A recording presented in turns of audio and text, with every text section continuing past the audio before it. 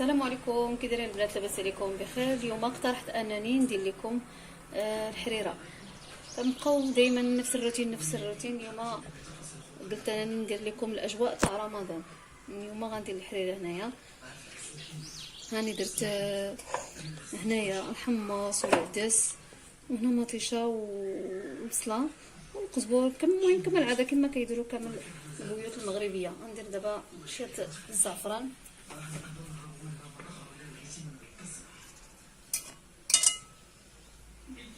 الزنجبير، الخرقوم بلدي،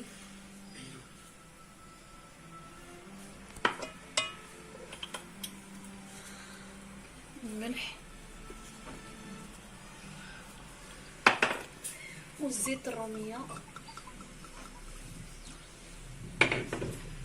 وشويه تاع البلديه، وغنديرو يتقلافو بالبوطه. بما يتقلا غادي نزيد ليه الماء ونكمل معكم الحريره تاعنا. دابا بعد ما درت الحريره كطيب، دابا غادي نصاوب الورقه نعمرها تاع بسيط، غنديرهم بحال شكل سيجار بحال هكا. دابا هنايا درت الحشوه، هاي الحشوه هنا درت فيها لاصوص، وهنا الحوت عادي، حشوه عاديه، والزيتون، وهذه مطيشه درت فيها التشرميله صافي. ودابا انا كندير هاد الورقه هذه لانها كتبقى شحال، دابا كنديرها في الثلاجه كتبقى عندي شحال، ماشي بحال الورقه ديال الزنقه اللي كيصاوبوها الدراري برا، لان هذيك الا جديها خصك تخدمي بها ديك الساعه. دابا غادي نبدا غنقطع بعدا هذا، غادي نقطع الشعريه الصينيه تاعنا، وملي غنبدا نعمر غنقطع هادشي ونبدا نعمر تاني، نوريكم تاني كيفاش. دابا غنعمر البريوه تاعي بالحشوه اللي درت.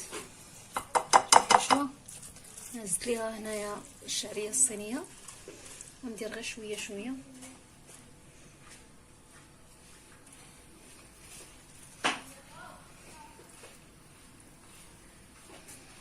باش ما تهرش الورقه.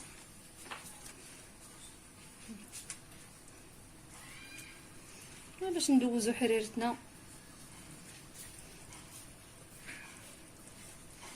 انا كنسقها بالدقيق، كاين اللي كيدير ليها البيض، انا كتجيني اسهل بالدقيق. لا هكا الراس تاعها.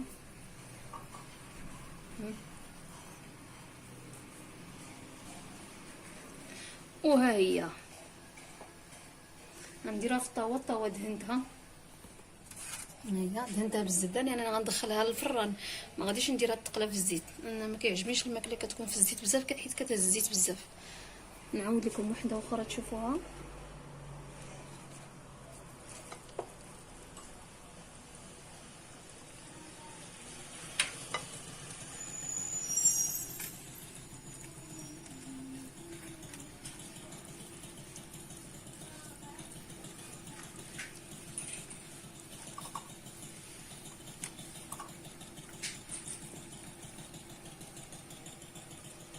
نسدها هكا من فوق، ما غاديش تحل لانها فيها الدقيق، ما غاديش تحل.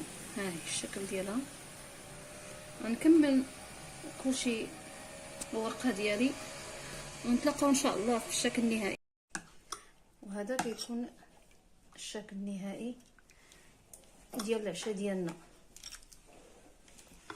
ايوا اللي بغات الحريره تجي مرحبا بها.